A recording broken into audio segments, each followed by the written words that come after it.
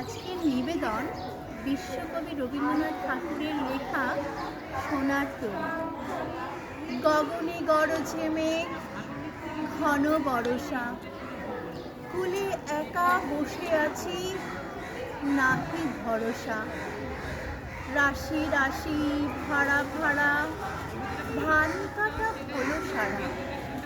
ধরা নদী খুঁড়ো ধারা, খর পরশা। কাটিতে কাটিতে ধান এলো বরষা। একখানি ছোট ক্ষেত, আমি একেলা। চারিদিকে বাঁকা জল, করিছে খেলা। বড় পারে দেখি আঁকা, তরু ছায়া মসি মাখা। গ্রামখানি মেঘে ঢাকা, প্রভাত বেলা। এপারেতে ছোট ক্ষেত, আমি একেলা। গান গেয়ে তরিবে কে আসে পারে, দেখে যেন মনে হয় চিনি উহারে। ধরা পালে চলে যায়, কোনো দিকে নাহি চায়। ঢেউগুলি নিরুপায়, ভাঙে দুধারে। দেখে যেন মনে হয় চিনি উহারে। ওগো তুমি কোথা যাও, কোন বিদেশে? বারেক ফেরাও তরি কুলেতে এসে। যেও যেথা যেতে চাও, যারে খুশি তারে দাও।